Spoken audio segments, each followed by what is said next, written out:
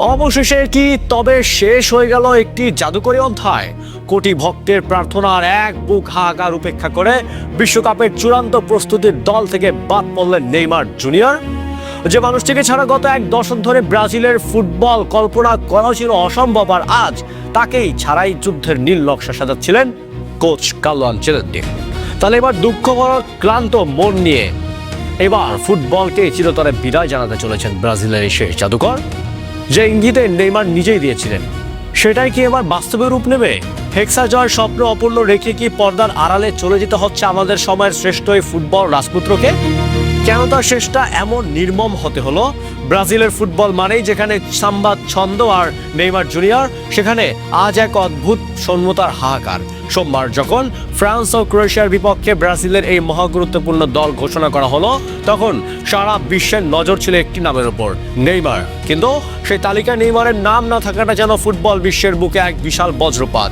Coach Carlo Ancelotti জানিয়েছেন, Neymar এখনো 100% fit নন, কিন্তু পর্দার পেছনে গল্পটা কি আরো গভীর? ফুটবলের বোদ্ধারা বলছেন, এই বাদ পড়াটা কেবল ইনজুরির কারণে নয়, বরং নেইমারের ওপর থেকে ব্রাজিলের আস্থার জায়গাটা কি তবে ফুরিয়ে গেল? 2023 সালের অক্টোবরে পাওয়া সেই ভয়াবহ হাঁটুর চোট যেন নেইমারের ক্যারিয়ারের কফিনের শেষ প্যারাকটি ঠুকে দিল। দীর্ঘ বিরতির পর তার প্রিয় ক্লাব সান্তোসের হয়ে মাঠে ফিরেও সেই চেনা ছন্দের দেখা মেলেনি। 34 বছর বয়সী নেইমারের শরীর কি তবে তার আধুনিকতার ফুটবলের এই চরম গতির সাথে তাল মেলাতে পারছে না?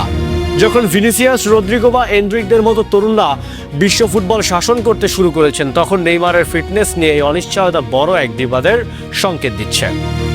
মার্চের এই উইন্ডোর ধরা হচ্ছিল বিশ্বকাপের চূড়ান্ত মহড়া, আর সেই মহড়াকেই যখন নেইমার নেই, তখন এটা বলাই যায় যে আসন্ন বিশ্বকাপে নেইমারকে দেখাই স্বপ্নের প্রায় এখন অসম্ভব। আসলে নেইমার মানে তো কেবল একজন খেলোয়াড় নন, নেইমার মানে লক্ষ লক্ষ মানুষের আবেগ, লাখো কিশোরের ফুটবলের হওয়ার স্বপ্ন। পেলের রেকর্ড ভেঙে ব্রাজিলের সর্বোচ্চ গোলদাতা হয়েও নেইমারের ট্রফি ক্যাবিনে আজ একটা বড় শূন্যতা, একটি সোলার বিশ্বকাপ।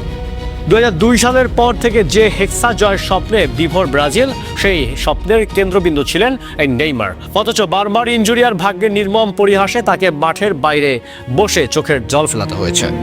দুঃখমরা ক্লান্ত মন নিয়ে হয়তো আজ নেইমার একাকিত্বে নতুন নিভৃতে ভাবছেন, ফুটবলের দেবী কি তবে তার ওপর থেকে চিরতরে মুখ ফিরিয়ে নিলেন? যে জাদুকরী পায়ে হাজারো ডিফেন্ডারকে নাচিয়েছেন, সেই পা দুটো আজ বড্ড পরিশ্রান্ত। ইনজুরি আর সমালোচনার বেড়াজালে বন্দী হয়ে নেইমারকে এই প্রস্থান কি তবে এমন নিঃশব্দে হবে? হয়তো আমরা আর কোনোদিন সেই চেনা ভঙ্গিতে 10 নম্বর জার্সি গায়ে নেইমারকে গোল উদযাপন করতে দেখব না। হেক্সা জার্সি অপূর্ণ স্বপ্ন চোখ নিয়েই কি তবে বিদায় জানাবেন তিনি? ফুটবল হয়তো অনেক নতুন তারকা পাবে, ভিলিয়ানরিটা হয়তো একদিন বিশ্বকাপও জিতবে, কিন্তু ব্রাজিলের সেই শৈল্পিক ড্রিবলিং আর নেইমারের সেই মায়াবী হাসির শূন্যতা কি কোনোদিন পূরণ হবে?